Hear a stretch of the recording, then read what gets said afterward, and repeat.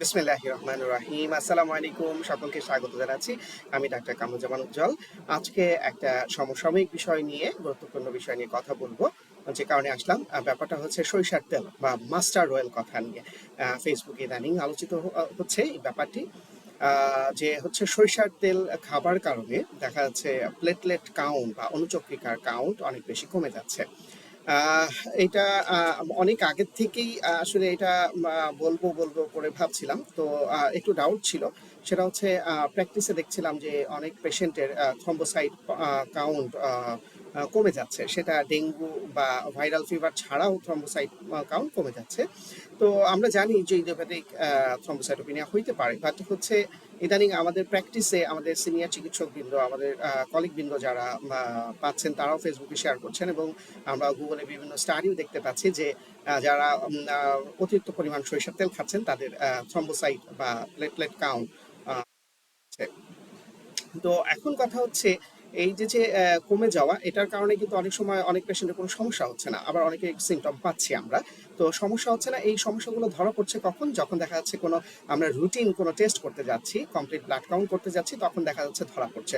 অথবা কখনো কখনো রুটিন অপারেশনের আগে দেখা গেল প্লেটলেট কাউন্ট অনেক কম, দেখা যাচ্ছে 70-75 হাজার, অনেকে 1 লাখ বা 1,20,000, এরকম ভাবে আমরা প্লেটলেট কাউন্ট পাচ্ছি।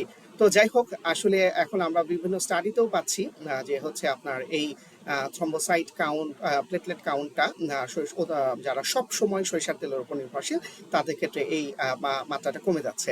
তো যাই হোক, আপনারা দের কাছে মেসেজ একটাই, সেটা হচ্ছে চটকদার ফেসবুকে বিজ্ঞাপনে পাল্লায় পড়ে শুধুমাত্র সরিষা তেলের উপর নির্ভর করবেন না। যারা ক্রনিক ইউজ করছেন এবং ভর্তা ভাজি তরকারি সব কিছুতে ইউজ করছেন, তো তাদের ক্ষেত্রে এই মাত্রাটা কমে যাচ্ছে। এবং হচ্ছে যারা সামান্য পরিমাণে ভর্তা ভাজিতে খাচ্ছেন, সেটা হয়তো বড় ধরনের কোনো ইম্প্যাক্ট পড়ছে না। যারা ক্রনিক অনেক বেশি ইউজ করছেন, তারা এই প্রবলেমটা ফেস করছেন। তো সে কারণে আপনারা যেটা করতে পারেন সেটা হচ্ছে এই আহ, প্লেট এই মাস্টার অয়েল বা সরিষার তেলের পাশাপাশি আপনারা সূর্যমুখী তেল বা সয়াবিন তেল, অথবা হচ্ছে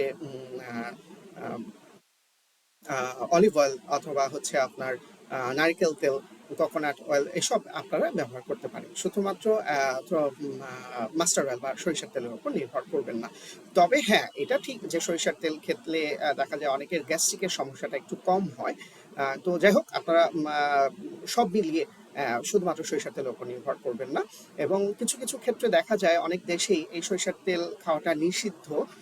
দেখা যায় যে উপরও একটা ইম্প্যাক্ট পড়ে বলে অনেক স্টাডিতে এসেছে। তো যাই হোক, আপনারা সরিষার তেল খাবার ক্ষেত্রে একটু সচেতন থাকবেন। ধন্যবাদ সবাইকে। আসসালামু আলাইকুম।